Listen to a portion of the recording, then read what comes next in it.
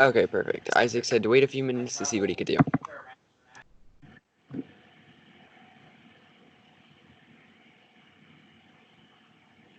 Great. He picked up my email quickly, so that's great. We'll just hang out and see what happens. All right. Sounds good.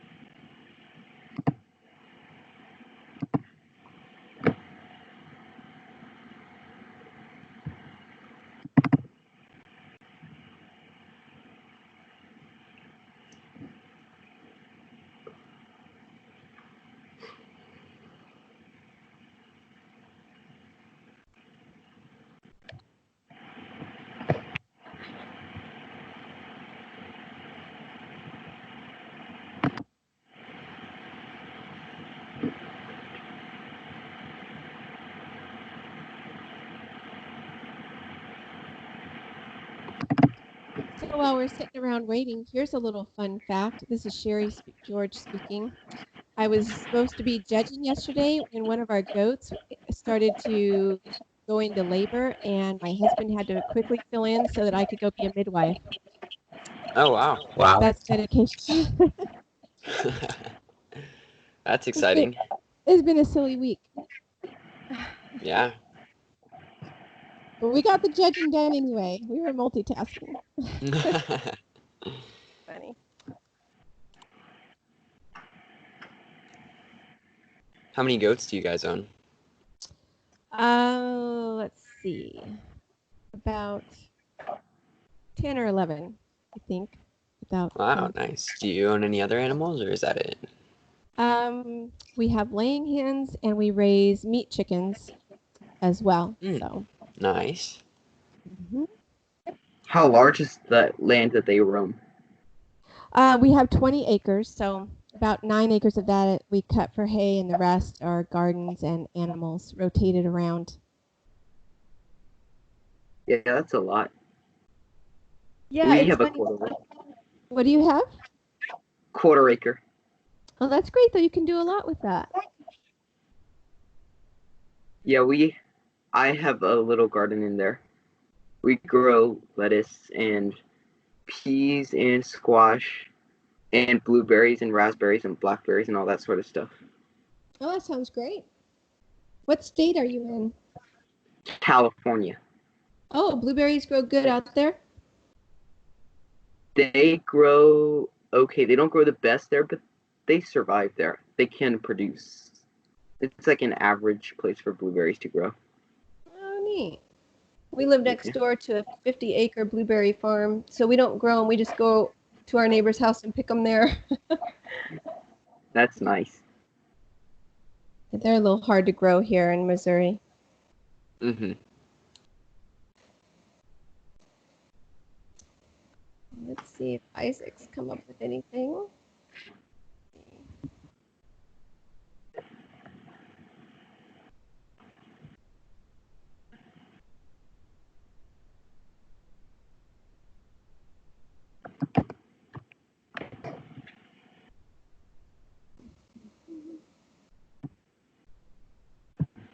I don't see anything yet. No reply. Not yet. I think he'll probably be able to find us somebody. I think it would be best to have 3 in case a tiebreaker. Yes. Oh, the judge who was unavailable has joined. Oh. Awesome. All right. So I guess then we shall introduce our speaker positions and get into the finals round.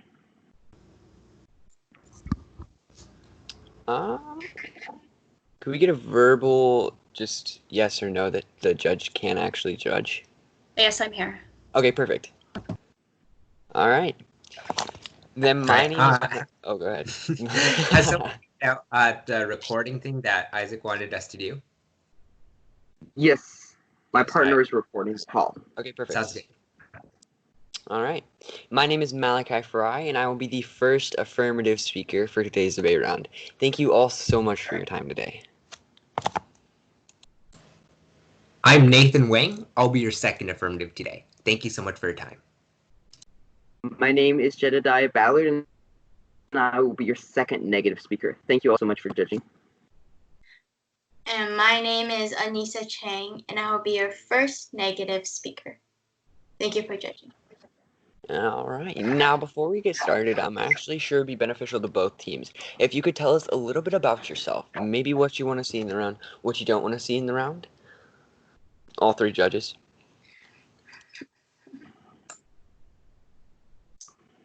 My name is Jonna. I would like to see just your clear points and be able to do a nice flow so that at the end of the round, I will be able to have good notes and Awesome. stick to the resolution. Okay. All right. Will do. I'm Sherry George, and I am actually brand new to judging TP. I've judged LD, and I did a lot of speech judging, and I've watched a lot of TP, but I've never judged TP. So I plan to just sit back, pretend like I'm a member of Congress, and let you help me decide if I should vote your way or not. All right. Okay. Thank you. And I will be flowing, of course. All right. Thank you. And this is Claudia Cáceres. I would really like it if before you speak, if you could please let me know your name, as we can't see faces. So sometimes it's a little hard to follow who's speaking and makes it a little difficult. Thank you. Sure. Sure. One other thing I would like to add is, unless you absolutely want us to speak, we will be ready and we'll let you know if we're not. Okay. Is that okay with Sure. the other judges? That's okay Agreed. with me. Yes. All right. My name is Malachi Frye, and I will be the first affirmative speaker giving the 1AC, or first affirmative constructive. This is an 8-minute speech. When everybody's ready, let's begin. The average American worker earns more than a cent per second. It's literally not even worth your time anymore to pick up a penny. Back when pennies were first minted, they served some purpose. But today, when inflation has made it only a fraction of the original value, it has become a useless coin. On top of that, it costs the government and the economy in billions of dollars, which is why my partner and I stand resolved. The United States federal government should substantially reform its banking, finance, and/or monetary policy. To further explore the coin that is plaguing the economy, let's take a look at a few harms to show you exactly why we need to abolish the penny. Harm 1 you can write down is that of taxpayer dollars wasted. Again, harm 1, taxpayer dollars wasted. The American taxpayer is spending millions of dollars to subsidize the existence of a coin that has little to no monetary value, and instead costs 99% more to manufacture than it's worth. Pennies become not only a day-to-day inconvenience, but they cost taxpayers in millions of dollars. And this leads me to my first subpoint. Subpoint A under harm 1 is that of $50 million lost. Again, subpoint A, $50 million lost. This is from David J. Ryder, the United States Mint Director, in the 2019 annual report. Quote, the unit cost for pennies is 1.99 cents, and nickels 7.62 cents. They remained above face value for the 14th consecutive year. End quote. According to the U.S. Mint, around 7.4 billion pennies were minted in fiscal year 2019. If we do some quick math, this amounts to a total loss of around $50 million after deducting the value of the penny and taking into account overhead costs that would remain. End quote. Subpoint B here is that of recurring cost. Again, recurring cost. We have to remember that this isn't just a one-time deal. The money that we waste on minting pennies is a price that has to be paid year after year. And unfortunately, as seen in the following subpoint, the cost is only going up. Subpoint C here is that of cost increasing. Again, cost increasing. This is from Oliver Tron, a journalist for the news source Independent, and he says in September 14th, 2014, quote, the U.S. Mint has already been forced to reduce manufacturing costs to counter higher prices for zinc, which makes up 97.5% of each penny it produces. End quote. With recreations of the penny, the U.S. Mint has tried to lower the price, but they have failed to make it cost effective. The price of the cheapest penny the Mint can make is rising. According to the U.S. Mint, copper and zinc prices rose 15 and 13% respectively in 2018. The impact here is that of billions wasted. Again, billions wasted. Pennies provide no impactful benefit in today's economy. They are outdated, outpriced, and they cost billions to keep in action. However, that's not the only problems that pennies cause. Let's explore another through the second harm. Harm 2 here is that of costly inconvenience. Again, costly inconvenience. A penny has no real value to speak of. They are also hard to spend. They are no longer accepted by vending machines and they cannot be used at the laundromat. Pennies are so worthless that people just throw them on the sidewalk. On top of this, the time wasted in handling pennies costs the economy in billions of dollars. Subpoint A under harm 2 is that of no economic value.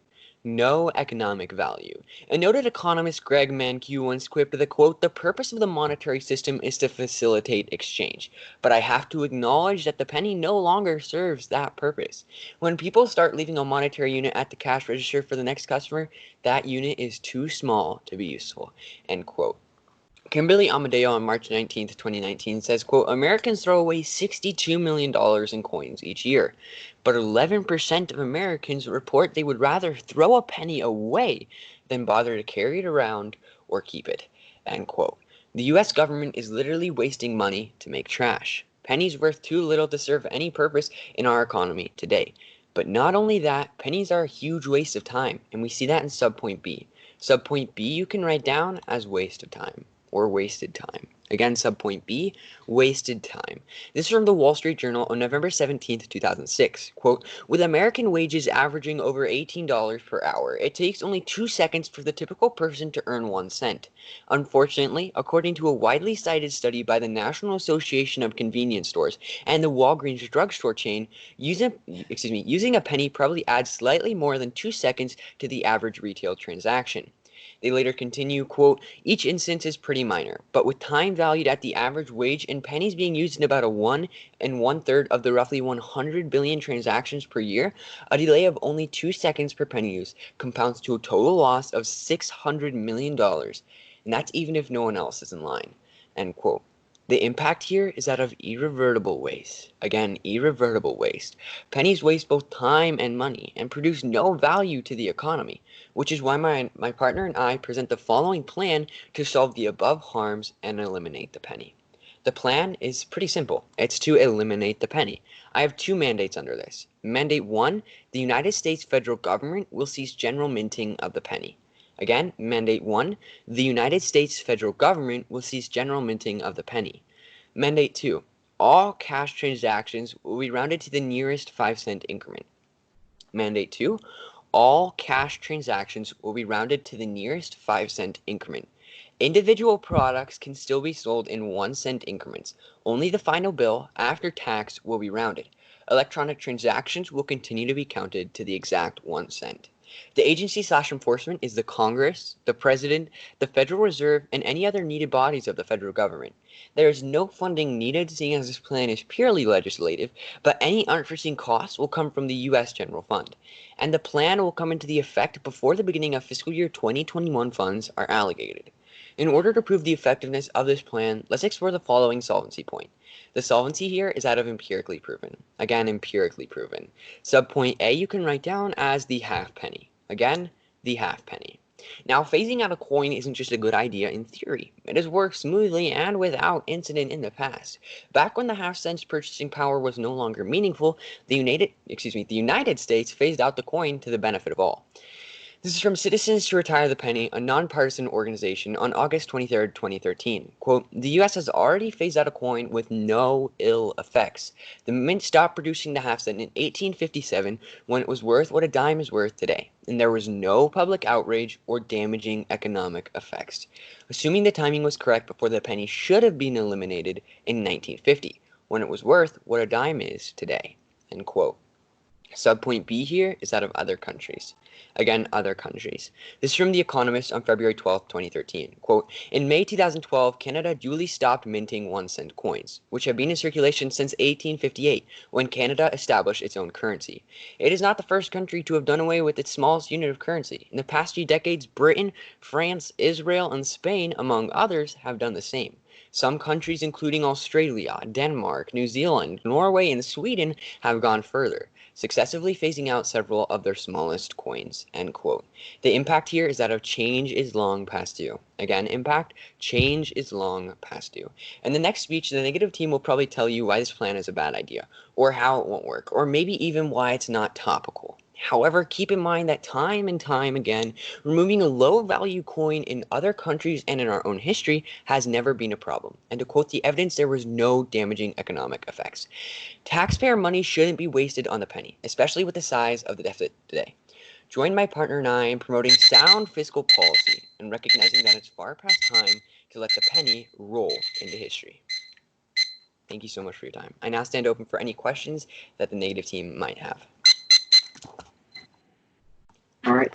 And if everyone is ready, then I will get started. All right. Great. I just had a few Thank you. questions about it. First, starting off, can I have a copy of your 1AC, perhaps share over Absolutely. Google Docs? Sure. Let me And- send the link to that, and while I do that, you can ask another question. Great. Now, moving on to your harm one, you're talking about how $50 million is lost. Is that correct? Yes. Do you happen to know how many citizens there are in the United States? Citizens, I don't know how many citizens specifically. I know there are about 300 billion people in the United States. Excuse me, not billion, million. Okay, no problem. Now, moving down to talking about how this was a recurring cost. Mhm. So, you're basically saying every year this is a $50 million cost. Is that correct? Yup, year after year, the taxpayers have to pay this $50 million cost. Okay. You were talking about how the cost was increasing. What was Absolutely. the cost to make a penny in 2010? 2010, I believe it was about 1.4 cents. How much is it now? 1.99 cents. Okay, can you read us evidence on how much it has cost to make pennies in past years? Absolutely. We have the reports for the past several years. I don't have any on me right now, but I can go to the app backup and send that to you over the Skype chat if that's what you would like. Okay. Now moving on to the issue of the costly inconvenience, you're basically saying that pennies aren't used, so they're wasteful because people just throw them out, and then that there's wasted time because people use the pennies. Is that correct? That is correct. Okay. So if there's wasted time using pennies, and that adds up to $600 million, then that does mean that people are using pennies. Is that correct? No, people are forced to use pennies. It's not like a choice that they have. They're forced to use pennies because currently transactions come out to a specific cent, like $1.54, in which case people have to use pennies. They can't give like a smaller number or a higher number. They're like forced to use pennies. And this is what retailers or, excuse me, people who run the cash registers have to do. So it's not like people are purposely using pennies like they like them. It's that pennies are forced to use in the status quo. And that's what my partners and I plan stops. There's a waste of time currently with the penny. We get rid of that waste of time. Could they not use something like credit cards if they wanted to? They do, but some people don't have access to a credit card, in which case they use cash, and that's where we see the wasted time that amounts to a total loss of $600 million per year. Okay, so for the people who, so you said all electronic payments would still be rounded to the nearest cents. So basically Absolutely. So if people have credit cards and their transactions will still be done in the same amount of cents, but for those without credit cards, then we're going to round to the nearest 5? Yes, specifically people who use electronic transactions, it'll be counted to the exact cent because there's no need for rounding there. But when it's cash transactions, it's rounded to the nearest 5-cent increment, and we have several studies that show that there would be no ill effects. All right, thank you. No further questions. Yeah, no problem. And I sent the starting 1IC negative in the prep chat. time. All right, thank you. Starting negative prep time. All right. Is the numbers for how much it costs to make a penny from previous years, is that something that you want? Sure. Okay. All right. I'll send that in the chat. Thank you.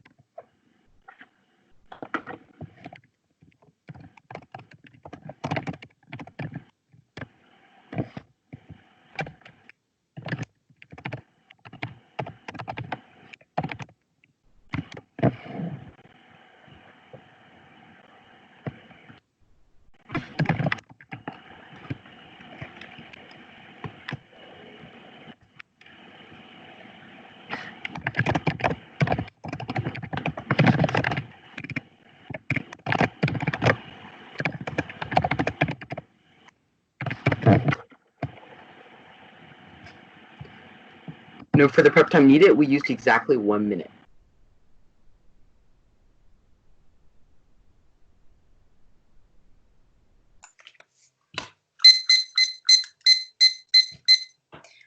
My name is Anissa Chang, giving the first negative constructive, or the 1NC.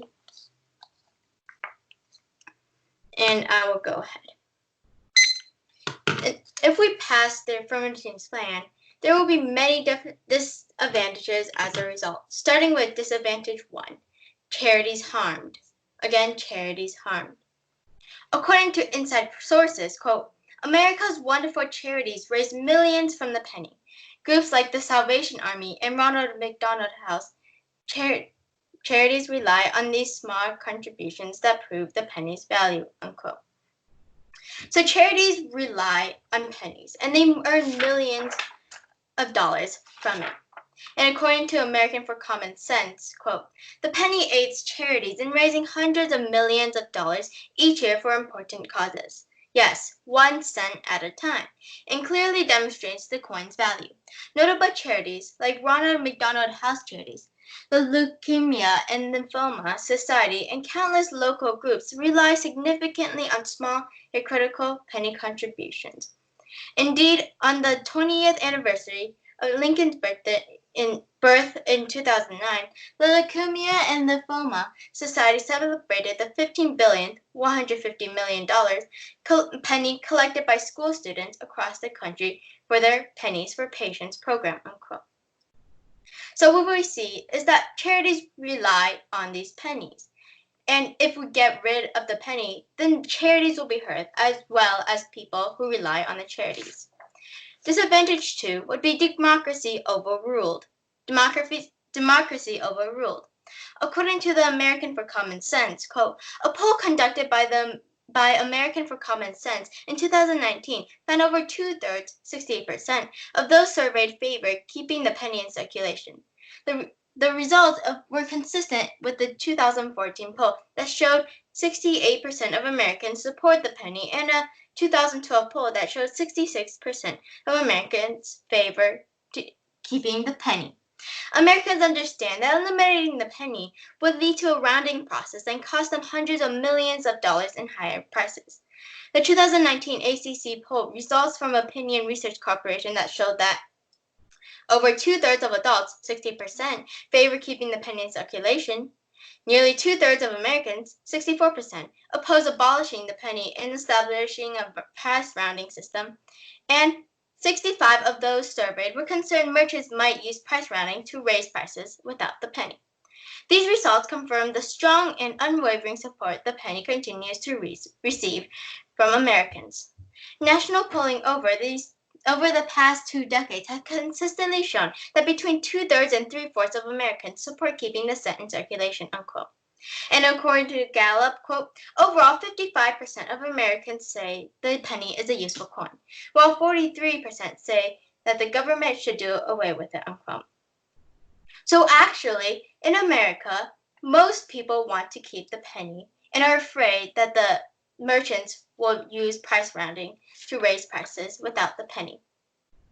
Disadvantage 3 is consumers hurt. Consumers hurt.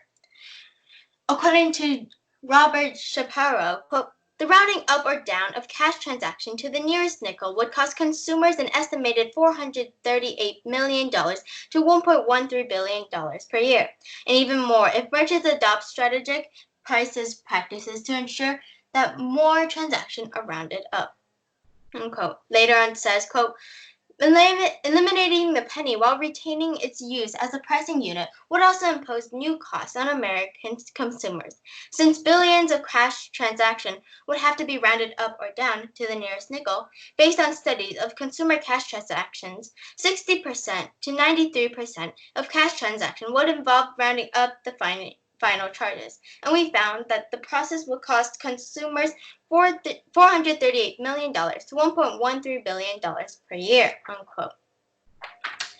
So not only charities will be hurt, but consumers will also be hurt, because if the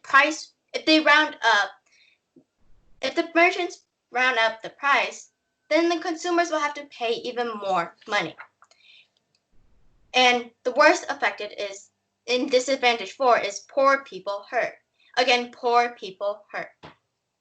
According to American for Common Sense, quote, removing the penny from circulation will impose a regressive rounding tax on those making a disproportional share of the transaction in cash. The poor and underrepresented members of our society, the consumer rounding tax will eclipse any business cost of handling pennies. Economists agree on one principle. Businesses are guided by a desire to maximize profits. There is no obvious incentive for business to set prices in a way that would lead to rounding down. In practice, price rounding cannot be done fairly, Ballard said, unquote. So businesses have a desire to make more money, and they will increase prices. This will hurt the poor people the most. And according to inside sources, quote, according to Federal Reserve studies, people with relatively low incomes, particularly the young, elderly, and minorities, use cash more frequently than individuals with higher incomes. In our economy, 60% of transactions under $10 are still conducted in cash. Since only cash transactions will be subject to rounding, any move to eliminate the penny would regressive and hurt unbanked Americans who have no other option and lack the means to make non-cash transactions, unquote. What we see is that if we eliminate the penny, people would be hurt and they would lose money, especially the poor people. And I have an inherency point you can tag as penny is not wasting money. Penny is not wasting money. According to Robert Shapiro, quote, based on the number of consumers' cash transactions, the 25-year lifespan of an average penny, the average number of pennies received or used in a cash transaction, and number of pennies in active circulation, we estimate that the average penny turns over 2.118 times per year, or 54.5 times over its useful lifespan. Therefore, the penny's economic value as a medium of exchange is 55 cents, compared to its current production cost of 1.4 cents, unquote. So, actually, the penny is not wasting money. It is, and on average, it is used about 54.5 cents. It is useful, and it is for all these reasons that you should vote for the negative. Thank you. I now stand open for cross-examination. All right. 3 minutes of cross-examination. When you're ready? Yes. All right. Let's begin. First of all, how are you doing today? Good. Good. Congratulations on making it to finals. Now, of course, I have a couple of questions. Yeah, no problem. And of course, I have a couple of questions regarding the arguments that you brought up in your speech. First of all, you specifically read some evidence from ACC, or Americans for Common Sense. Could you tell me a little bit about them?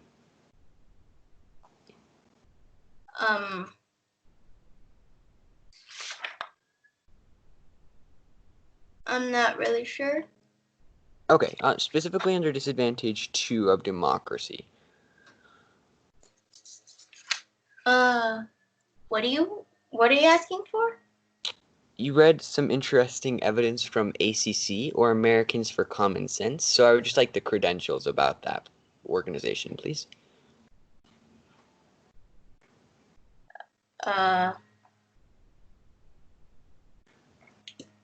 Okay, how do you want it? You can go ahead and send it in the Skype chat, please. Awesome, thank you. Moving down to your disadvantage of consumers hurt. Your contention was that by implementing rounding, there would be some rounding tax. Specifically, what rounding method were you looking at when you brought up this argument? Well, prices will round up. Okay, so is it your contention that store owners will force people to round up or pay higher prices? Can you repeat that? Yeah, so is it your contention that store owners will round up to the nearest 5-cent increment? Well, they would want to maximize profits. Okay. Probably. All right. Awesome. Would you agree that the affirmative team's mandates prevent that? Where does it say? Okay, that's fine. We'll go ahead and move down to the next disadvantage. Specifically, your disadvantage of poor people hurt. It was based off the idea that poor people use more cash than more wealthier people, correct? Well, it's because of the rounding. Yeah. Yeah. Okay, so you would say all your arguments, specifically based off of rounding, are based off the idea that store owners would round up to the nearest 5-cent increment, correct? Can you repeat that? Okay, your rounding disadvantages, are they based off of the idea that store owners will round up to the nearest 5-cent increment? Yeah. Interesting. All right. Mhm. Moving down to the inherency of the pennies not wasting money, specifically under this piece of, or this article, or excuse me, the inherency, what was the evidence you read? Like, where is it from? Yeah. Robert J. Chaparro wrote it. Okay, so is it your contention that every single penny turns over, I can't remember the exact number, I think it was about 25 times? Wait, so what are you saying? That's okay, we'll get to it in the next speech. Thank you so much. Okay. Starting affirmative prep time.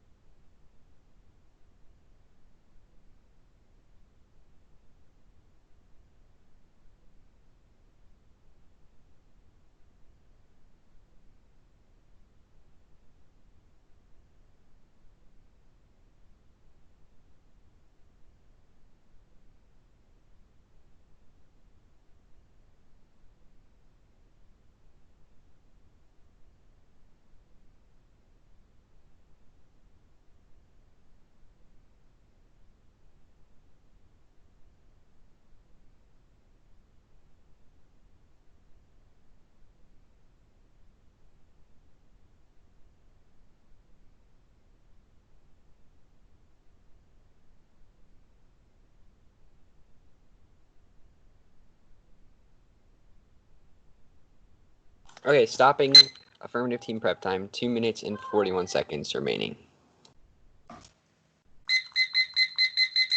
All right, and this is an 8-minute speech.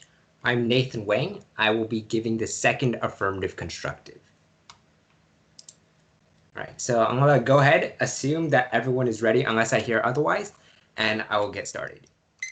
Anytime we're spending money on something that people don't use, it's something that we should change. It's because my partner and I agree with a former United States president when he said this, talking specifically about the penny, that it's something that the government is wasting millions of dollars on every single year, and it's something that people don't really use in our economy today, that my partner and I stand resolved in favor of today's resolution and ask that you pass our plan. Before we get down into some line-by-line responses, I want to bring up one overall observation point, that of biased evidence. Again, observation, biased evidence. Now, in team policy debate, it's important that we have solid evidence on which we base our claims. But when we take a look to the negative team, they quite simply haven't provided us that evidence. What we see specifically is that they brought up a few pieces of evidence from American for Common Sense, and also by Mark Wang, which is actually the head of American for Common Sense. So I'm going to be treating these two pieces of evidence and these two sources as the same thing. So the problem with this is that American for Common Sense is actually a zinc lobbyist. What this means is that they get their funding from Jordan Zinc, which actually sells zinc to the United States Mint, and the US Mint uses that zinc to make pennies. However, the problem here is that American for Common Sense is literally getting paid to say good things about the penny, regardless of whether or not they're true. Just for example, I'm sure the opponents probably don't want my mom judging this round because she would probably be biased for me. The same way that you guys all put down individual conflicts, people that you couldn't judge because you were either biased for or against them, that's the same thing here. In team policy debate, we have to see unbiased evidence, and the negative team has not provided that. However, let's take a look at the end result of that bias. According to Citizens to Retire the Penny, they said this, quote, myth number 1, eliminating the penny means higher prices. This claim is based on a flawed study funded by the zinc lobby that found that a majority of prices would be rounded up rather than rounded down to the nearest nickel. This study, however, did not take into account factors that randomize the direction of rounding, such as sales tax and the purchase of multiple items. A recent study by Robert Waples, chairman of economics department at Wake Forest University, confirmed that rounding is neutral, end quote. This piece of evidence tells us two things. First of all, the rounding tax that the negative team brought up doesn't actually happen. Consumers and poor aren't actually hurt. However, the second main thing that this shows us is the result of that bias. Because they are a zinc lobbyist, because they're getting paid to say good things of the penny, regardless of whether or not these things are actually true, they're going to say them regardless. And that's why we can't use this evidence. Let's take a look at disadvantage 1, that charities would be harmed. My response is that of more nickels donated. Again, more nickels donated. People will give whatever isn't really valuable to them. Since the nickel is now the new lowest unit of currency, they will start giving those instead. Charities, instead of seeing their earnings go down, will actually see their earnings go up by 5 times because nickels are 5 times more valuable than penny. However, according to CGP Gray, he said this, quote, but you might think, won't prices rise and charities lose money without the penny? No. New Zealand got rid of their 1 cent coin, as did Oz, Finland, and the Netherlands ditched the 1 euro cent coin as well. So that might have been because of how absurdly small and frustrating 1 euro cent is. Those countries round to the nearest 5 cents for cash transactions, and none of them saw prices rise or charitable donations drop. End quote. What we see by looking at other countries is that more nickels were actually donated. However, according to the Government Accountability Office, they said this, quote, we asked 5 charitable organizations what effect they expected the elimination of the penny would have on donations. 3 said that they expected people would donate higher denomination coins instead of the penny, end quote. What we see here is that actually these very same organizations that the negative team actually cited, saying that they would actually be hurt by eliminating the penny, these 5 organizations actually said that their earnings would go up because people would start donating nickels instead. Disadvantage 2 was that of democracy overruled. I have one response here, that of unbiased poll. Again, unbiased poll. Now, the poll they actually read here came from American for Common Sense, which, as we've already established, is biased. However, the poll here was actually based on flawed methodology. What they did was educated people, told them all of the disadvantages to eliminating the penny, and then asked them to vote without ever telling them the advantages or how much money the government was actually wasting. According to the Dollar Coin Alliance, on March 19, 2017, they said this, quote, a national survey conducted by the bipartisan polling team of Hart Research Associates and Public Opinion Strategies found that 77% of voters support suspending the production of the penny.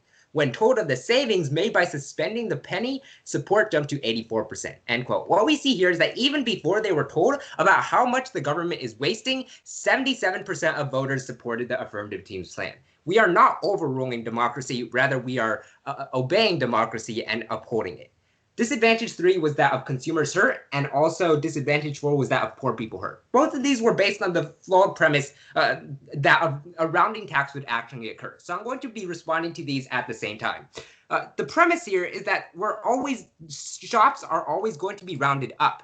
However, again, if you take a look at my plan text under mandate 2, we mandate that stores have to round to the nearest 5 cent. Thus, they don't actually have a choice whether or not they can make people round up or round down, but rather to what is the nearest 5 cent increment. For example, if something is priced at $5.02, it will round down to $5. Stores don't have a choice. If the price is $5.04, then it will round up to $5.05. So we see here that this flawed premise for these two disadvantages, as we agreed in cross-examination, is actually not the affirmative team's plan. According to the Washington Post, they said this, quote, Robert M. Waples of Wake Forest University has analyzed 200,000 transactions across 7 states, and he concluded that consumers would not actually suffer. purchases at gas stations and convenience stores are just as likely to come to $7.02 as $6.98. So the rounding up and rounding down would cancel themselves out. On average, shoppers would lose nothing, end quote. What we see from this piece of evidence is exactly what the affirmative team has been saying. Rounding tax actually doesn't occur because prices are mandated to be rounded fairly. However, my second response here is that a variable is randomized. Again, variable is randomized. They also talked about how people could set their prices to make it always round up. According to J.L. Zagorski, he said this, quote, "Others contend that sales tax and other variables lead to an even distribution of final digits that couldn't be easily manipulated by a retailer," end quote. What we see here is that this quite simply isn't actually true. It's impossible to manipulate the prices to make them always round up. My third response here is that of other countries. Again, other countries. According to the Wall Street Journal, they said this, quote, "Some have argued that eliminating pennies will cause prices and cash transactions to be rounded up, hurting the poor. But two countries known for socially minded economic policies have eliminated their smallest coins without causing noticeable harm to their poor. Canada minted its last penny in 2012, and New Zealand eliminated their 1 and 2 cent coins in 1990 and its 5-cent coin in 2006. End quote. What we see by looking at the empirics is that the rounding tax quite simply does not exist. The last argument was that of an inherency, that the penny is not wasting. Basically, they talked about how a penny is turned over many times. However, my one response here is that pennies don't circulate. Again, pennies don't circulate. According to Greg Johnson, he said this, quote, "The U.S. government reported in 2016 that an estimated $62 million in pennies are lost every year in circulation, according to Bloomberg," end quote. What this means is that 3/4 of the pennies that the U.S. mints every single year are lost in circulation and are only used once. Thanks, and I now stand open for any questions that the negative may have.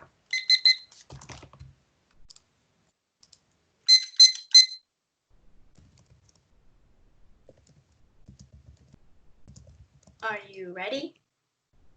Yes. Okay. So great speech. I just have a couple of questions. So first, what did you say that I said was flawed? I didn't quite get it. Okay, so under disadvantage 3 and disadvantage 4, the negative team is operating on a flawed premise that the affirmative team is going to be rounding prices up, or else that the stores will be rounding prices up. But as we see from the mandates, they're required to round fairly to the nearest 5 cents. And what we saw from the studies is that when they're rounded fairly, prices don't actually increase and nobody is hurt. Okay, are you aware that all the disadvantages had evidence that are you aware that not all my evidence was from the American for Common Sense? Yes, I'm completely aware of that. But what we do see is that the evidence that did come from American for Common Sense and Inside Sources writing for, Mark Wang writing for Inside Sources, all of those pieces of evidence can't be used in today's debate round. All of the other pieces of evidence are fine. Okay, so according to your mandate, stores will be forced to round to the nearest 5, right? Yes. Okay, so they can't set the prices.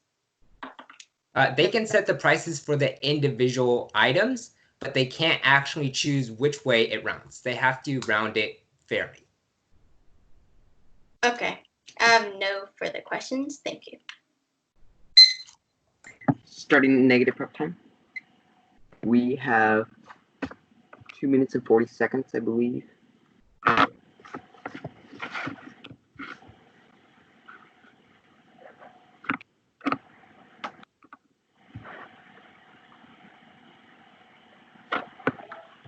No further prep time needed. I have 2 minutes and 20 seconds remaining.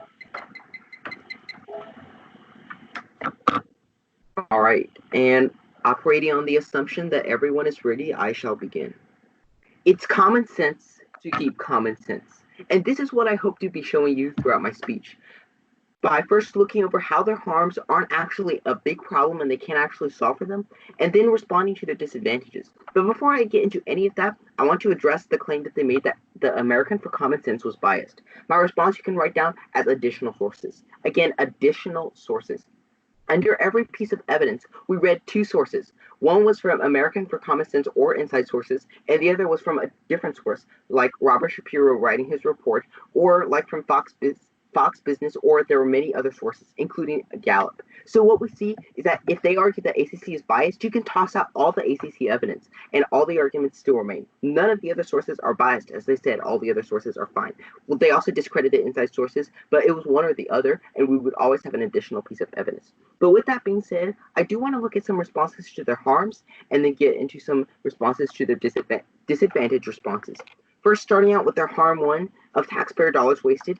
In response to the subpoint A of $50 million lost, I have two responses. My first response you can write down as insignificant, 15 cents per person.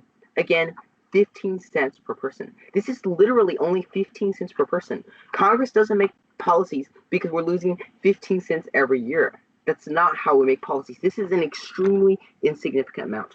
Is $50 million? Sure sounds like a lot. But we need to remember that the federal budget is $4 trillion. $50 million is absolutely nothing. It's only 15 cents per person per year. Their harm is extremely insignificant. Subpoint B you can write down as not solving for waste. Again, not solving for waste. What we actually see is that even if it were a significant harm, they couldn't actually solve for the money that's lost. Why is this? There are a couple of reasons. Firstly, the only cost that they can solve for is the metals, the zinc and the copper and the pennies. All the other costs, which happens to be a lot of cost, such as making the machines, transporting, distributing, all those costs will remain. In addition, we would have to replace the pennies with nickels because we would lose a small change, and nickels also cost more to make than they're actually worth. According to Robert Shapiro, quote, at 2015 metal prices, it costs 1.4 cents to produce a new penny and 7.3 cents to make a new nickel. At those prices, eliminating the penny and producing more nickels with the same combined face value would raise production costs by $5.3 million per year. So they're actually going to raise costs. They can't actually solve for this waste. Moving on to the subpoint B of recurring cost, my response you can write down as still insignificant. Again, still insignificant. This is still, instead of 15 cents per person, it becomes 15 cents per person per year. That is still very insignificant. 15 cents every year for each one of us is still insignificant. Even if it recurs, that's still not a reason for policy change. Moving on to the cost increasing, my response you can write down as not a stable increase. Again, not a stable increase. They try to quote that the cost is increasing and then look at the zinc and copper prices increasing. However, the affirmative team sent us numbers about the prices of the coins from 2010 till now, and there was not actually a stable increase. In fact, from 2018 to 2019, the price to make pennies decreased. So what we actually see is that there's no stable cost increasing. So we can't actually claim that this is a harm. Moving on to the harm two of no economic value, I have two responses. My first one you can write down as significance, only 18 cents per person. Again, only 18 cents per person. They say, well, we're wasting $70 million per year. This actually overlaps with the 15 cents. So this is just an additional 3 cents. But still, this is only 18 cents per person per year. This is extremely insignificant. My second response you can write down as used 55 times. Again, used 55 times. Now, they didn't actually address the methodology provided in the report that pennies are used on average 55 times. They're used 2 times every year, and they can last just over 20 years. So they are used 55 times. So it's not true that they have no economic value because they circulate. Let me ask you, have you ever seen a penny? If so, then that means that they do have economic value because that means that they actually do circulate and people are using them. In response to the subpoint B of wasted time, I have two responses. The first response you can write down, once again, significance, $1.80 a year. Again, $1.80 a year. Now, this is a lot more than 18 cents a year, but once again, this is a lot less than $2 every year. Our regular costs are a lot higher than that. That is actually very insignificant. Well, you might think $600 million is a lot of money. Why not waste it? My second response you can write down as won't solve the problem. Again, won't solve the problem. They're arguing that we can save time because it takes 2 cents for the cash register to count pennies. So as a result, that results in $600 million lost. However, their mandate is actually very complicated. They write all cash transactions will be routed to the nearest 5-cent increment. Individual products can be still sold in 1-cent increments, and the final bill will be rounded, and electronic transactions will still be counted to the exact cent. That's actually extremely complicated. So at the cash register, they would have to determine, is it a cash transaction? If so, then they would have to round it to the nearest nickel. If not, they would have to compute the individual 1-cent prices of everything and then round to the nearest 5 for credit cards. I can bet you that doing that would take more than 2 seconds. So actually, that wouldn't actually save money. In fact, this isn't just my claim. We see evidence for this. This is according to pennies.org. Quote, time wasted at the cash register is perhaps the most outrageous argument penny opponents make. Some have suggested that time at the cash register has a value and there is lost worker productivity making change. First, it's not at all clear that removing pennies and rounding will save any time. In fact, there are many reasons to believe the net time associated with carrying out a purchase will, if anything, increase. Second, retail workers at the cash register are not paid according to their productivity, and it takes a leap of logic to link time wasted with pennies to a dollar equivalent productivity loss, and then suggest time could have been used to clean or stock shelves. So what we see is that this argument isn't actually true. The time wasted, they can't even solve for it, on top of it not being significant. So we see that none of their harms are actually significant. They claim millions of dollars wasted. That comes out to less than 2 dimes for you to pay, or 20 cents. And since pennies are worthless, then that amount, according to them, would basically be like 0. Now, moving on to their issue, they're talking about other countries in their solvency issue. You can write response down as irrelevant, part-to-whole fallacy. Again, irrelevant, part-to-whole fallacy. Other countries are utterly irrelevant. We need to debate about what's going to happen in the United States based on logic for what we can see. We can't debate about other countries. That's using a part-to-whole fallacy, saying it happened in other parts, therefore it's going to happen in the whole, which means it applies to the United States. That is flawed logic. Ultimately, we see that their harms aren't actually significant. Now, they did respond to the disadvantages, so I do quickly want to address that. They said that charities will be harmed, more nickels will be given. My response is of other countries not relevant. I just made this argument, so I don't need to repeat it. Moving on to the disadvantage too of democracy overruled, they said bias. My response you can write down as Gallup poll. Again, Gallup poll. We brought up an additional poll, so if you want to toss ACC out, you can. But the Gallup poll evidence that my partner read still shows that a majority favor the penny. Moving on to the always rounding to nearest nickel in response to disadvantage 3 and disadvantage 4, you can write my response down as including the rounding. Again, including the rounding. Actually, this evidence included the rounding. It said with rounding customers would be hurt. Let me read it to you from Robert Shapiro. Quote, all told, we estimate that this rounding up or down of cash transactions to the nearest nickel, which is their plan, would cost customers $438 million to $1.13 billion per year. So we are including rounding to the nearest nickel. It would still hurt customers because prices are usually higher to the rounded up edge than to the lower edge. Thus, we see that because their harms are insignificant and we do actually achieve disadvantages that I will ask for a negative ballot. Thank you. All right, this is a 3-minute cross-examination. So if you're ready. Yes. All right, then let's get started. So first off, you would agree that we're debating federal policy, correct? That is correct. All right, and we aren't debating personal policy, correct?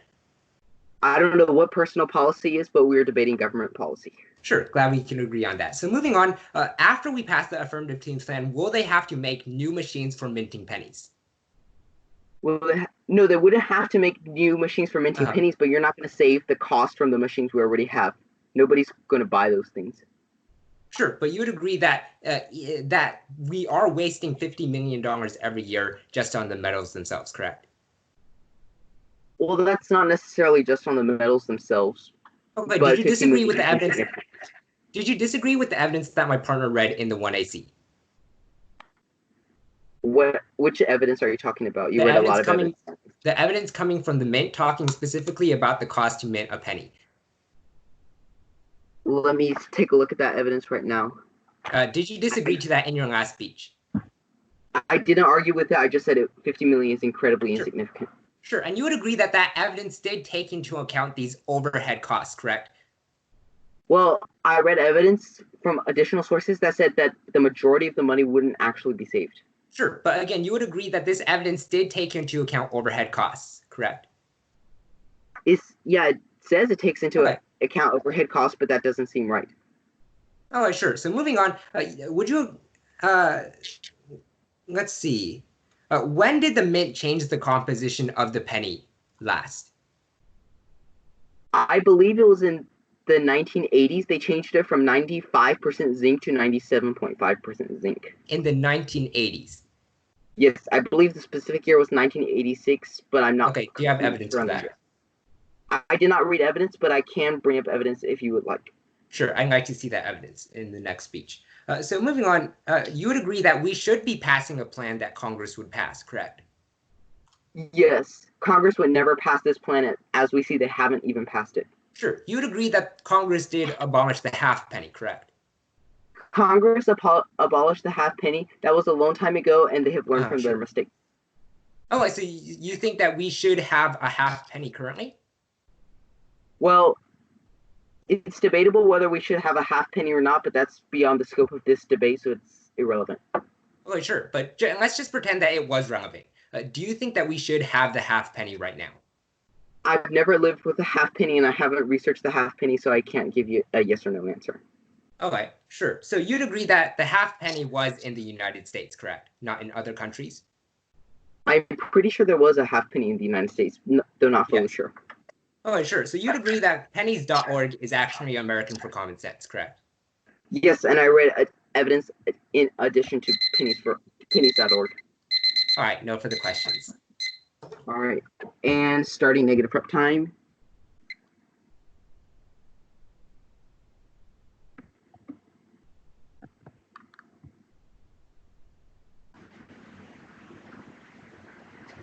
So I believe you have 5 minutes unused, is that correct? Or did you use prep time before your last speech? Wait, no, you did use prep time before your last speech. Does anyone know how much prep time you have? The affirmative team? Oh, wait, no, we have a negative block. Never mind.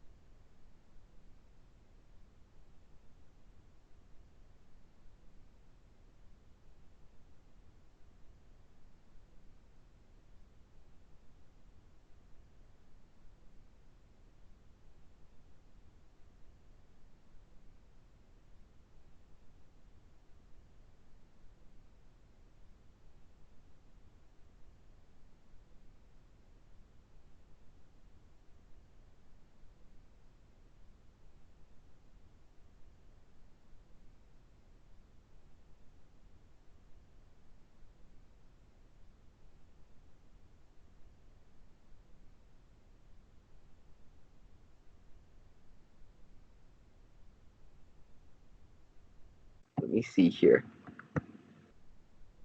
1 minute and 30 seconds remaining.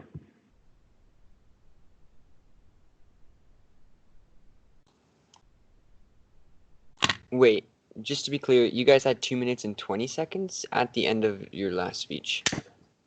No, that was for you guys' prep time. I mistook the affirmative team's prep time and the negative team's prep time. So I started our prep time on the assumption we had 2:40, but then I figured out that was your prep time soon enough, and that we actually only used 1 minute, so we were at 4.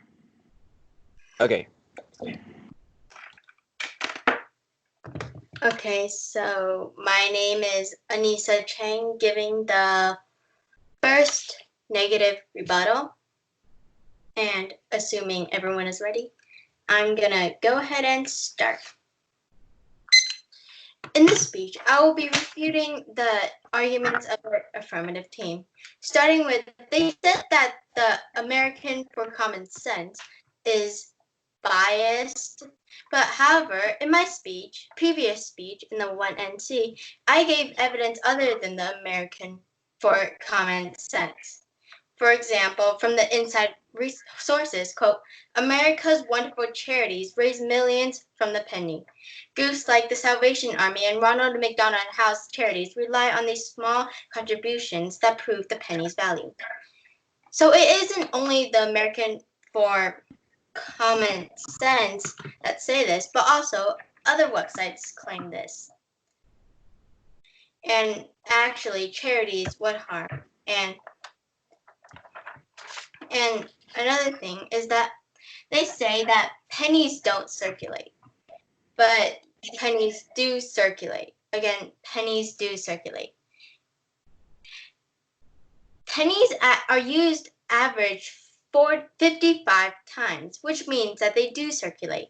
And if you have ever seen a penny, then it probably means that it's circulating right now.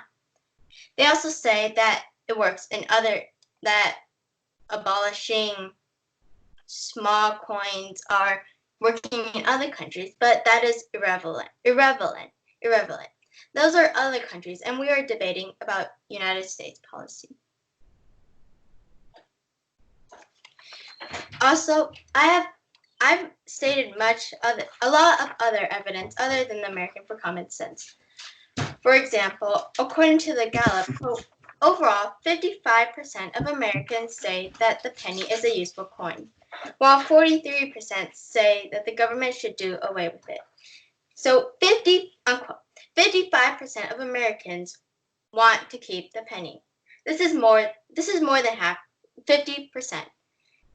So we should be keeping the penny. And because their case is insignificant by how much we save, you should be voting for the negative team. Thank you. Starting from prep time, you have 2 minutes and 40 seconds. Just a quick second before we start prep time. Was there a problem with the judge getting disconnected? Excuse me. Joseph just said that one of the judges is not here. So if we can stop the recording. I'm back now. Okay, perfect. Okay. I'm sorry. Our internet we live in the middle of nowhere. Our internet randomly went out, so I was getting it on my iPhone as quick as I could. No worries. But I'm back. Did you Okay, miss any perfect. part of the speech that you need us to go back? Unfortunately, I missed her, the last person speaking. I missed her. How much? Was that the only thing that you missed? Was that the only thing that you missed, or did you miss anything before that? I heard Jedediah. Yes, and the cross-examination. In the cross, nearly to the end. Okay, so I guess then we can just start back from the one in R. Yes, and I'm so sorry. Right. No worries. Nope.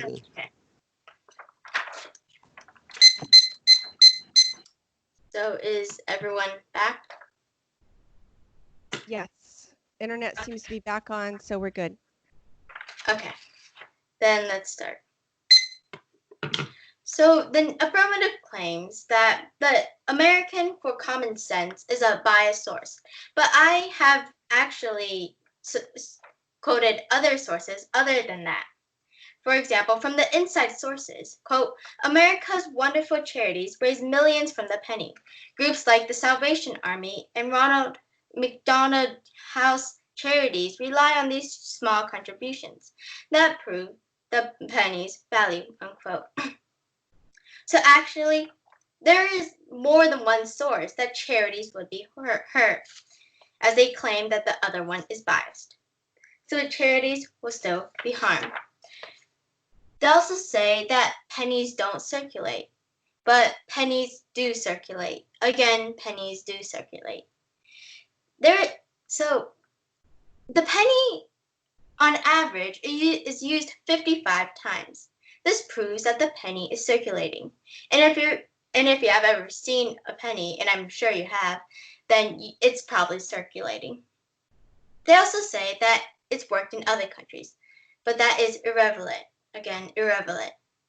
We are debating about United States, not about other countries, so it is irrelevant to this debate round. Also, another thing is that according to the Gallup, quote, overall, 55% of Americans say that the penny is a useful coin, while 43% say the government should do away with it, unquote. So actually, over 50% of Americans want to keep the penny, and less than 50% don't want it. And again, this is not from the American for Common Sense, and there are other sources that state this. So we should keep the penny as it is. And because their harms are very insignificant and that their savings is very insignificant, I urge for a negative ballot. Thank you. Okay. Starting affirmative prep time. You have 2 minutes and 40 seconds. Correct.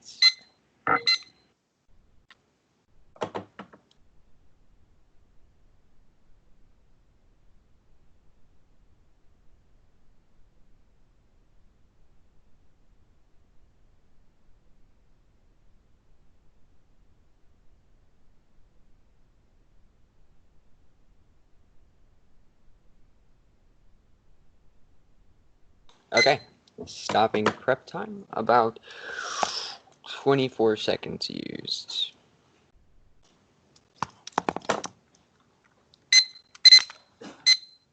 Alright, this is a 5-minute speech when everybody's ready. Judge, imagine you have an old car. Maybe it's 10 or 15 years old. It's been in a few car accidents and its engine is beginning to fail. At some point, you need to realize that it's time to let this car go, simply because it's not cost effective to you or the economy. Judge, this car is exactly like the federal government and the penny. The federal government is wasting yours and my taxpayer dollars on something that serves no real economic value in today's economy. Let's get straight into the responses. First, I have one overall response to their significance argument that applied to most of our case.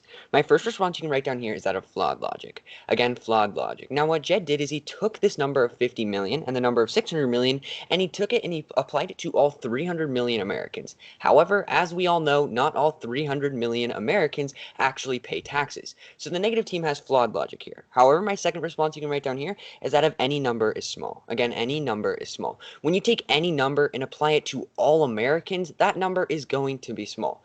My third response you can write down here is that of big enough for Congress. Again, big enough for Congress. The Congress eliminated the half penny 150 years ago, and the result of that was that there were benefits to the economy. The Congress actually just recently brought a bill into, there's a bill recently introduced into Congress, and the result of that was that the bill is currently introduced in Congress. And we see that abolishing the penny is actually big enough for Congress. My third response you can write down here is overhead costs solved for. Again, overhead costs solved for. Specifically, the overhead costs are specifically already solved for, and there's still a $50 million loss in today's economy. Moving down to subpoint C, that a cost increasing. The response was basically that it's not a stable increase. My response you can write down here is that of cannot lower. I read evidence talking about how the U.S. Mint cannot lower the price anymore. It's just going up. Moving down to subpoint A, they basically talked about how it's only 18 cents per person. I already responded to this. And then they talked about how it was used 55 times. And my response you can write down here is lost in circulation. They dropped the evidence specifically regarding this inherency, saying that 66% or $62 million in pennies are lost in circulation each year. Moving down to subpoint B, they brought up some pieces of evidence from penny.org talking about how it won't solve.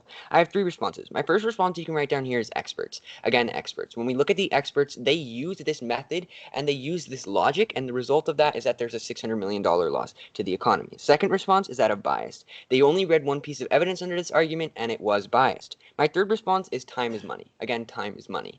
And my fourth response is that of time wasted either way. Even if you do not consider time as money, there's still time wasted with this penny. Moving down to the solvency of empirically proven, the response was that of irrelevant. My response you can write down here is that of empirics. Again, empirics. Now, one of the most important things we learn from history is not to repeat stuff in history or to repeat things that are good in history. Experts look to empirics all the time when they're passing policies. This is how the federal government works. They look at how it worked in other countries or how it worked in the United States in the past, and then they apply it to the United States. The point of it being irrelevant is ridiculous. Empirics are extremely necessary. History is necessary. My second response is that of U.S. It's happened in the United States before. We've eliminated the half penny. It can happen again here. Moving down to the observation of biased evidence, they agreed Americans for Common Sense is biased, so I'd like to point out every single piece of evidence brought up by them should not be considered. However, on top of that, they said that they had other sources. My response is ACC quoting. Americans for Common Sense is quoting a lot of these other sources, and it's not actually direct links, and we'll get into that a little bit later. Moving down to disadvantage of charities harmed. They dropped my partner's response talking about more nickels and how charities actually want this. So this disadvantage is crossed off your flow. Moving down to disadvantage of democracy, they brought up another poll saying it was from Gallup. However, my response is still biased. Again, still biased. Now, it's actually still from the ACC. The ACC was still working with the Gallup poll. And on top of that, we had a better poll provided with methodology that showed exactly how the poll was conducted, and it was a peer-reviewed poll, national poll. So our poll is just has more credentials under this poll. Specifically, moving down to disadvantage of consumers hurt. They basically talked about how it included rounding, and this was their only response. However, I'd like to point out my partner's responses were dropped, that of the variables randomizing and that of the basically the taxes randomized, and people cannot predict the price. And then on top of that, they dropped my partner's response talking about how the study contradicts, specifically regarding Robert Waples, who analyzed the costs and found that there would be no rounding tax in the United States. Specifically under the inherency, they talked about how pennies do not circulate, and they said this 2 times. My response you can write down is GAO study dropped. Again, GAO study dropped. The negative team specifically dropped the GAO study and my partner's logic behind this. Over $62 million in pennies are lost each year, or 66% of pennies are lost each year. Judge, pennies are not being circulated. The idea that they're being circulated and turned over 55 times is false. For all these reasons, I urge you to vote for the affirmative team. Starting negative prep time, we have 1 minute and 30 seconds remaining.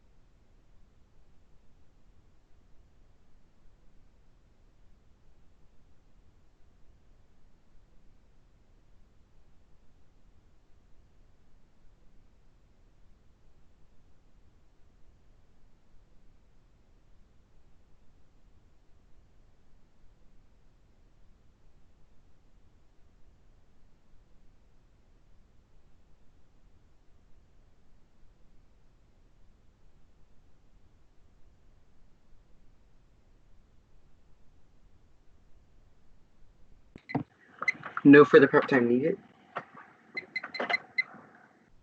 And this is Jedediah Ballard giving the second negative rebuttal, the final speech for the negative team. All right, and on the assumption that everyone is ready, I shall begin. In this speech, I hope to demonstrate to you how the affirmative team has no significant problem. They haven't actually solved their problem, and their plan will make things worse. And if you can agree with any of these 3 things, then you should be voting for the negative team. But before I get into my voting issues for this debate round, I want to first look at some quick responses to the arguments made by the 1AR. First, starting off with the issue of flawed logic, they said, well, we're not saying taxpayers, we're saying citizens. My response is of 140 million taxpayers. Again, 140 million taxpayers. Now, the number that I quoted to you was 300 million citizens. But there are about half as many taxpayers as there are citizens. So just multiply every number by 2. It's still very, very insignificant. 15 cents times 2 is 30 cents. 30 cents per taxpayer is still very insignificant. So they say it's flawed logic. Well, it's still insignificant. They said any number is small. My response is simply untrue. Again, untrue. The entire federal budget is $4 trillion. And dollars is a very insignificant portion of it. That's like saying, well, every part of the $4 trillion in the budget is insignificant. That's simply not the case. But this particular part, $50 million, is actually insignificant. Not any number is small. Our military spending is huge. Our interest payment on our debt is huge. There are things that are huge, but the penny cost is not one of them. Moving on to the issue of big enough for Congress, my response you can write down is, then why hasn't Congress passed? Again, then why hasn't Congress passed? The men has been suggesting for a long time that we should get rid of the penny, but the Congress has not passed it. Why not? The most likely reason is because it's too insignificant. It's too trivial for them to do anything. Why should they waste their time? It would probably waste more money debating this bill in Congress than it does cost us 30 cents per taxpayer every single year. That's not a significant amount. So no, it's not big enough for Congress. Our budget is $4 trillion. $50 million is not a significant portion of it. Moving on to the issue of overhead cost solved for, you can write down my response of still losing money making nickels. Again, still losing money making nickels. At this point, I want to make an important observation point, which you can write down as dropped arguments. Again, dropped arguments. They have dropped the fact that we can't solve for the waste with the penny because we would have to switch over to nickels. That argument went unresponded to. They responded to the fact that overhead costs remain, but they did not actually respond to the fact that we're not eliminating the cost because we have to produce nickels. So that argument is agreed upon in this debate round, which means they can't solve for their harm one. And in addition, they dropped the fact that their mandate is extremely complicated and trying to calculate how much the transaction should be, and it's different for cash and credit card and all that sort of stuff, would probably take more than 2 seconds, so we wouldn't actually save money. Neither of these arguments weren't responded to. These were solvency issues with their harms, which means that in this debate round, both the affirmative and the negative team agree that the affirmative cannot solve for their harms. Because of this, because they failed on the solvency issue, they should be losing this debate round. In the end, I have 3 voting issues for you to summarize this debate round. Voting issue 1 is of significance. Again, significance. This is extremely significant. Congress does not have the time to debate about something that costs taxpayers 30 cents every year. That's extremely insignificant. And 2 seconds standing in the cash register and a price coming out to about $2 every year. Once again, that's very insignificant. This isn't something that Congress should be wasting its time over. This is extremely insignificant. Remember, an affirmative team must show us that there is a big problem, and 30 cents per taxpayer per year is not a big problem. Voting issue 2 you can write down as can't solve. Again, can't solve. This is an agreed on argument in this debate round because it went dropped by the affirmative team and silence equals concession. That means that we agree that we would have to replace the pennies with nickels. And according to the evidence that I read, which I can read again, quote, at 2015 metal prices, it cost 1.4 cents to produce a new penny and 7.3 cents to produce a new nickel. At those prices, eliminating the penny and producing more nickels with the same combined face value would raise production cost by $5.3 million per year. And by the way, this is not from American for Common Sense. This is from Robert Shapiro in the report that he wrote for Congress. So ultimately, what we see is that they can actually solve, and this is agreed on in this debate round. In addition, we have said that they can't solve for the 2 seconds because it would probably take more than 2 seconds finding out the transaction because they have made it so complicated with their mandate 2. So they can't actually solve for any problem, and voting issue 3 is of not wasting money. Again, not wasting money. They said we dropped the GAO study. I want to point out they dropped the study by the Cato Institute done by Robert Shapiro that it wouldn't that a penny can be used 55 times, and my voting issue 4 is of would cause harm. Again, would cause harm. They did say ACC was uncredible. We have brought up multiple sources for everyone. If you would like to see our 23-page little negative brief with 5 sources for everything, you can. It is ultimately because the affirmative team has not shown us any significant harm. They can't actually solve for the harms, which they agree to. A penny is not wasting money, and their plan will cause significant harms that I would ask for a negative ballot. Thank you. Starting All right. affirmative prep time. Affirmative team You prep have time? 2 minutes 2 and 10 minutes? seconds. Okay. All right.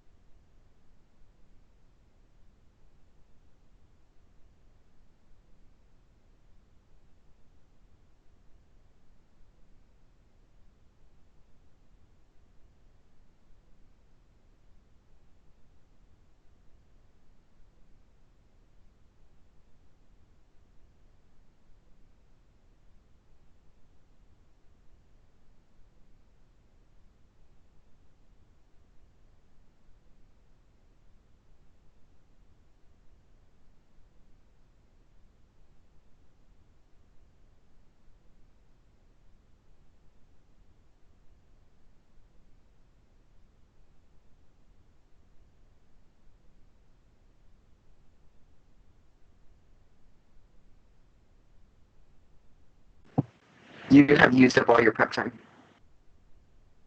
My clock still says that we still have 10 seconds left, but that's fine. I'll just go ahead and get started. All right, I'm Nathan Wang, and I will be giving the second affirmative rebuttal. And this is a 5-minute speech, so I'm going to go ahead. Unless I hear otherwise, I'm going to assume that we're all ready, and I will get started. Right now, I'm taking driver's ed, and one of the things they repeat the most is to start stopping early, because not only is it safer, but it also saves gas. If you actually think about it, though, it saves such an infinitesimally small amount of gas each time you do it that it shouldn't even make a difference. However, even something so small as that can add up and make a huge difference, which is exactly the reason I believe that we should end the penny and stop wasting money, no matter how much is wasted. Let's take a look at a few responses. In response to the significance point, I have one response here, that of federal policy, not personal policy. Again, federal policy, not personal policy. As we agreed in cross-examination, we're debating federal policy, not necessarily personal policy.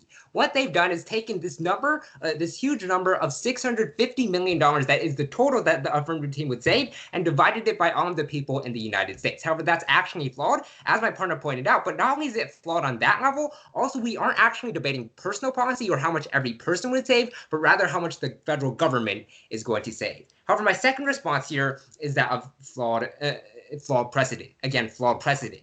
If we just said, oh, we're just wasting a few dollars here, or we're wasting a few dollars here, then nothing would ever get done in the government, because there's always going to be some factors or some bills that are in place that do waste a little bit of money. However, this is a flawed precedent that we shouldn't actually be passing these bills just because they don't waste that much money. But however, they do waste money. And if we take a look at all of the programs across the United States, what we see is that they've been using the negative team's logic, that it doesn't waste that much money, so let's just keep it there. However, that's a flawed precedent. The next argument was that of, then why hasn't Congress passed?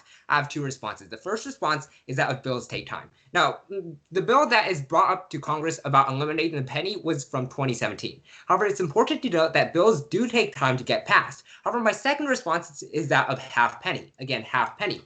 It's important to realize that the government did, in fact, eliminate the half penny when only 35,000 were being minted every single year. That's about 0.00005% of how many pennies are in circulation right now. That's definitely a reason why this is significant, and as was agreed in cross-examination, we should be passing bills that Congress would pass. The next argument was that we're still losing money on nickels. He said that my partner dropped this. Again, I'd like to point you back to the evidence, to my partner's argument, talking about how overhead costs are already solved for. So that's my one response. All overhead costs already accounted for. The evidence that I provided in the 1AC that went unaddressed already accounted for these overhead costs, including increased nickel production. However, my second response here is that of still saving money. Again, still saving money.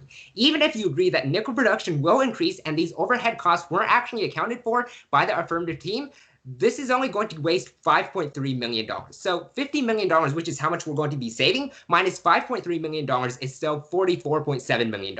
Therefore, even if you agree with this argument, the affirmative team still should have your vote because we're still saving money either way. He talked about how my partner dropped the argument talking about how we can't actually solve for the wasted time. I'd like to point you back to the 4 arguments that my partner made here. First of all, he talked about how experts say this. Second, he also talked about how their source was biased. Not only that, time is money and time wasted either way. So we actually didn't drop this argument. It's actually the negative team that dropped these. I also like to point out that the disadvantages went mainly unresponded to in the last speech. And so you can just go back and take a look at my partner's responses about what he said and also what I said in the 2AC that largely went unaddressed. Lastly, he talked about the Cato study that went unaddressed. I just like to point out that we should be using governmental policy and we should be using the numbers from the government because after all, they are the ones who are minting the pennies. And if they say that 66% of pennies drop out of circulation, then they're probably right. Let's take a look at 2 voting issues. The first voting issue is that of useless coin. Again, voting issue 1, useless coin. The penny is no longer needed in our economy. Its value has been inflated to merely a 60th of what it was worth 100 years ago. To fully see how much people really think of the penny, all we have to do is refer back to the piece of evidence in the 1AC that stated that Americans throw away $62 million worth of coins. The government is literally wasting money to make trash. However, my second voting issue is that history confirms. Those who do not learn from history are doomed to repeat it. However, the negative team has been pushing history aside. If you refer back to our solvency, we've taken a look at countless examples, not just from our own history, but to put it in the words of Irina Ivanova. Other countries have successfully dropped smaller value coins with no ill effects, end quote.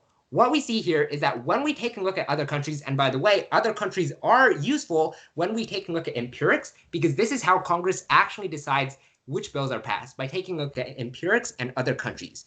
We've seen that both in our own history and from other countries, there have been no ill economic effects to the affirmative team's plan. And that's why you should vote affirmative. Thank you. Great round, guys, and thank you so much for judging. Thank Thank you so much you. for taking your time to judge us. Thank you for judging. Thank you for judging. Great round, you guys. Everybody have a great rest of your day. Good job. Thank you. Bye-bye.